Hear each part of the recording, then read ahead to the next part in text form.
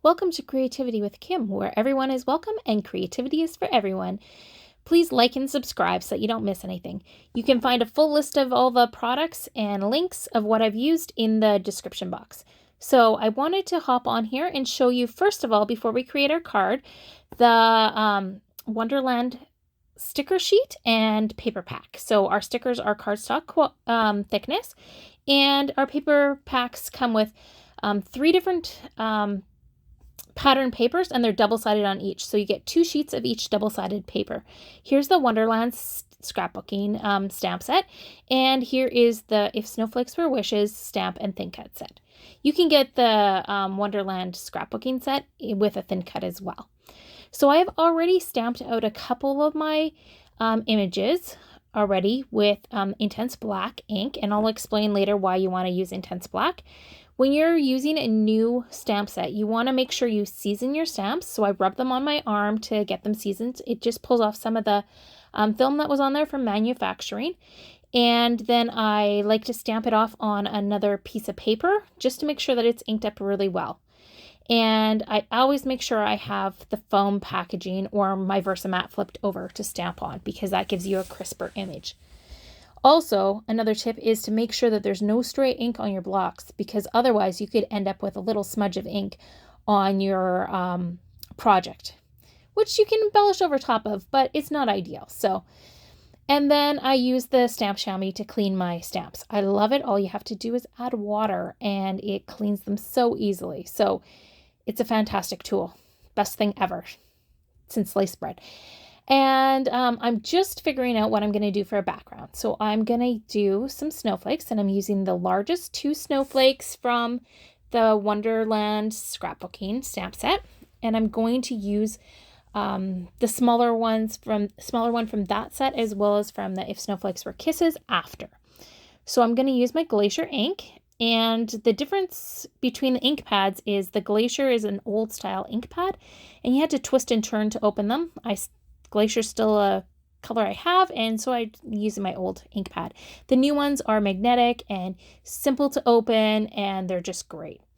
So I am just alternating how I stamp it. I'm twisting and turning my block to get different orientations of the snowflakes. So it adds some interest to the card front and fills in those spaces. So I'm just checking for placement, because I didn't want to stamp all the way to the other edge if I didn't have to. So let's see. Then I'm going to go in with the small snowflakes, and I'm going to stamp those and fill in the little spaces. So when you're random stamping a card like this or a scrapbook page or whatever, you want to make sure that you have some of it going off the page, because otherwise it just looks too perfect and stuff. So, and then I am just checking the placement of that paper again. Everything's lined up, so that's fantastic. And just figuring out what sentiment I want. That It's a Hot Cocoa Kind of Day would look really nice on there, but it doesn't work with the critters. It's just too big. So that would be a great idea for a different card. I started to put on the stamp, If Snowflakes Were Kisses, I'd Send You a Blizzard. But when I put on the critters here to check placement, it was just a little too wide, unless I moved the critters over quite a bit. So I decided to go with a different one, and I decided to use the Snow Glad We're Friends. So it's a great card. You could use this for a holiday card. You could use it for just friendship card, anything really. So I'm stamping that out with the intense black ink. And there we go. Then I'm going to start assembling it. So my piece of pattern paper is 1.5 inches by 5.5 inches, and I'm just putting it down flat. And then my black piece of paper is 1/4 inch by 5.5 inches. And I'm putting that right up snug against there. So now we've got the base of our card together. That was pretty easy, wasn't it? So on to our stamping, and not stamping. We did the stamping already in the intense black ink. And why we use the intense black ink is because we're going to color with alcohol markers. So if you're using alcohol markers or watercolor pencils, you want to make sure that you're using intense black, because then it won't smear. So that's the thing. the Tri-blend markers is what I'm using by Spectrum Noir, and I'm using the lightest shade of the ice gray around the edges of the faces of all the critters. Now, the Tri-blend markers are fantastic. They have 3 shades in one. So they have a light, a dark, and a medium, which I love because in one marker, I've got 3 different shades. So lots of variety. And you'll see that because on some of these, I used 2 different shades, and some of them I used all 3 shades. And I only used a few markers. So the other thing to help you stretch your markers further is the blender marker. So the blender marker, and you'll see me use it in a moment because this light gray, and I was using the lightest shade, was a little too dark. So I'm using the blender marker to pull off some of the color, to lighten up those, that gray. You can use it for kind of creating a shadow where it's just going to be a little bit of a faint shadow on these critters.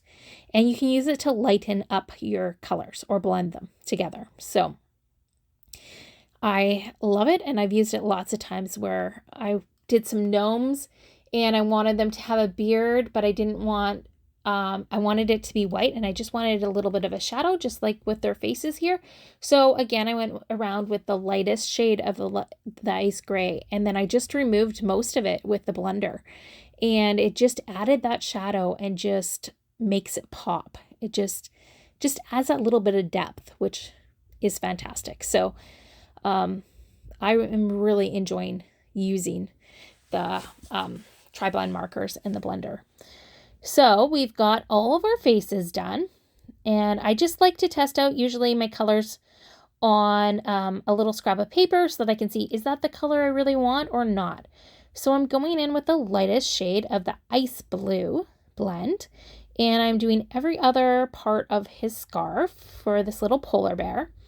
And then you will see me use it on the toque as well. Oh, first I'm going to show you the darkest color of that same marker, the ice blue, and I'm doing the alternate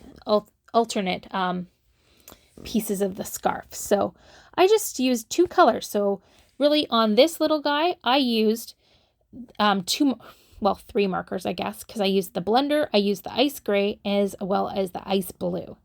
And that's all I used on him. It was pretty simple to create him. I am going to pop up all of these little critters on foam tape, with foam tape on there. So I use the thin 3D foam tape. We have it in rolls. I go through like lots of it.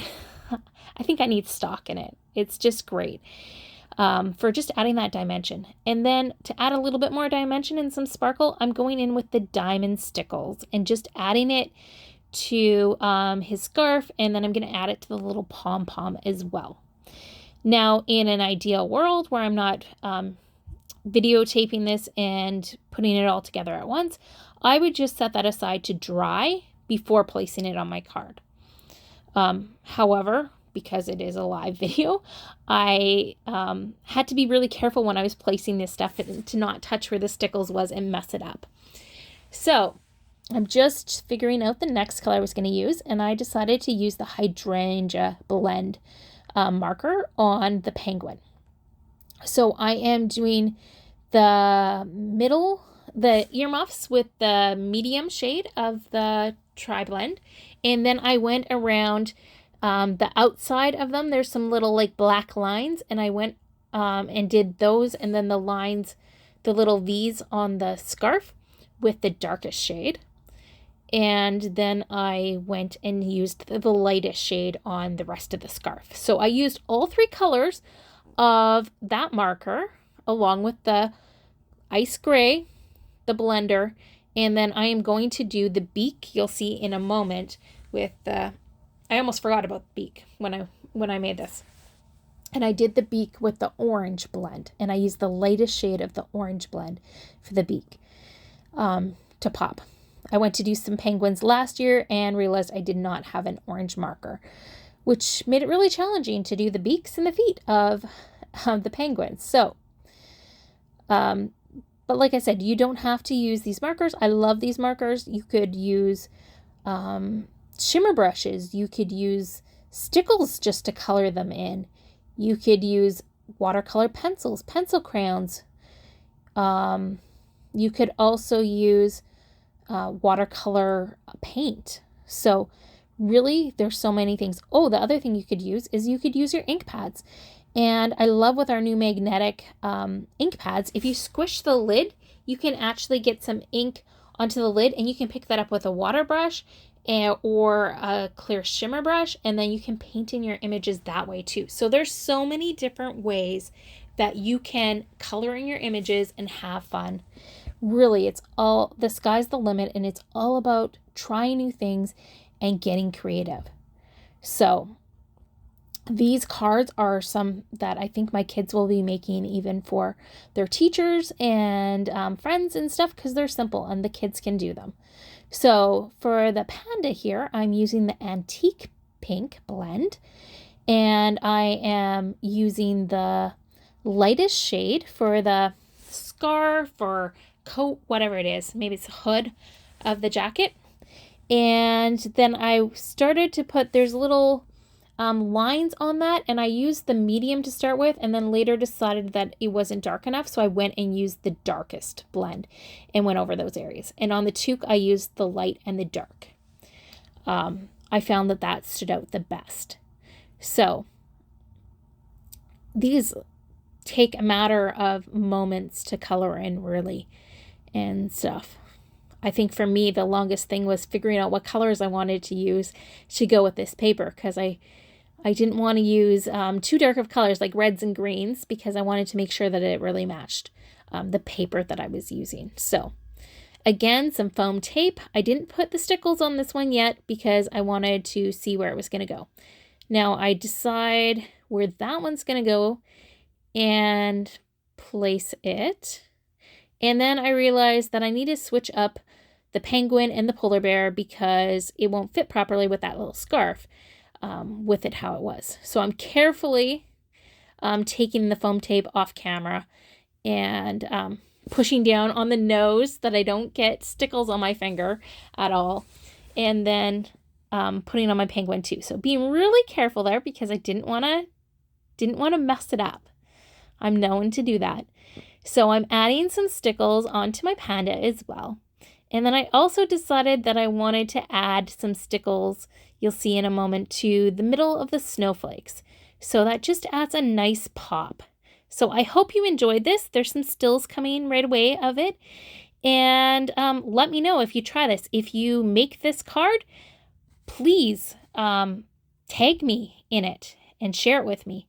Make sure that if you want to catch any more videos like this where I create something, that you hit the subscription button and the bell to get notifications, and come back and join me. I'll be posting again soon. So have a great day and get creative, because anyone can be creative.